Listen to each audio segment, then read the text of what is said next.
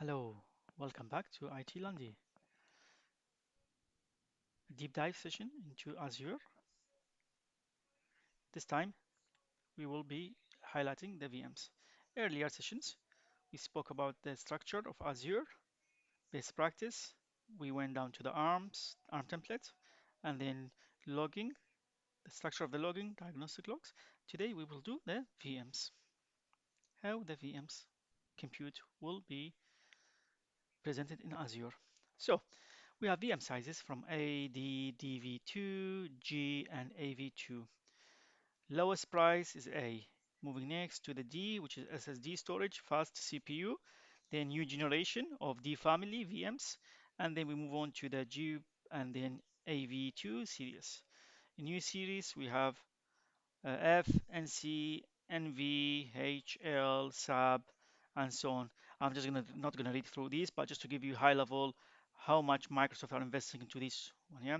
And then the next table will just give you some examples like what a general purpose, compute optimized, memory optimized, storage optimized, GPU, and high performance compute. So have a look at this table, see where is your need will be laid under. And you can see, for example, because in Canada, you got some limitations. So these are not all of the region will have this nice fancy, like, sometimes, based on my experience, most of the time, we go for general purpose on depend on deployment, and then we can scale up and scale down when we need to. Yeah. But again, balanced CPU, I go for general purpose. I've got a range of them. I'm not going to read through them. High CPU ratio, I go for the FS and F. High memory, I will go for the G series. And high disk throughput, I will go for L. And you can see what they are for. Ideal for big data, SQL, NoSQL, then you need LS, yeah? If I need something around specialized virtual machine target, heavy graphics, then I will go for NV and NC. If I need fast, most powerful CPU virtual machines, then I will go for HA8, and that will give me the RDMA, yeah? Optimal or optional high throughput network interface. Please have a look, pay attention to the screen. That will give you a good indication because sometimes do not just go and spin something which you cannot consume. Give an example like I always start with, especially when you are in dev or like, all the way before you go to prod, you can select the right based on your need, but I assume you got some testing like regression, stress test, load test. Based on that one, then you can judge what you need. Plus, you can see here what we have highlighted, for example, if you have like a big data, SQL, NoSQL, straight away you know that storage optimized because you need to care about read and write to your storage. Yeah, you can have big CPU, big RAM, but if your storage cannot handle the IOPS, then no point. Yeah.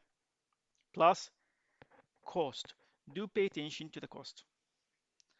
Now, Azure VM, Dance Azure, or like we got VM Linux, yeah, network security groups, virtual network disk, and it's very easy to create, like, you just easy create a group, resource groups, and then you can specify the image. You can see the VNET, subnet, and then network card, and then NSG, and then the public IP and the private if you have a private IP. Something like this. The series standard 600 meg for version 2. From D1 to D5, you can see CPUs from 1 jumping to 16. Yeah, and the cost. Then you go to the memory, V1 3.5 up to 56, from the Ds. Next, I'm just gonna go and explore the disk from local SSD from 50 GP to 800. Then I move on to next, which is the max local disk throughput. IOPS, read, write from 346.23 to 48,753.75, right? So please pay attention to this table. It's really crucial because that will help you to determine what is needed and how we can achieve it, yeah? Then I move on to the next, which is max data throughput. Previously, max local disk. This is max data disk, yeah? So we go like OS disk, and then you go the disk attached to it from 32 time 500 all the way down to 2 times 500, yeah, the easy or cheapest option. Next, network card. Again, you can see the combination between D1 to 750 megabyte NICs up to 8 network cards ranging between 6,000 to 12,000 megabyte per second, like let's say like 12 GP, yeah, 12 gigabyte, yeah, network card.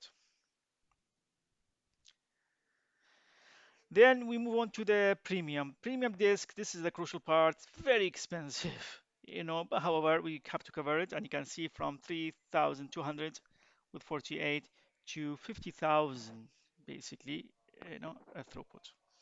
Please pay attention to this table. Again, some of these might change, so depend on Microsoft's roadmap. Next is VM sizing for performance. Select the right VM size based on your need, which means based on disk network performance, IOPS bandwidth, number of disks you need to attach, max disk IOPS, max network, local disk.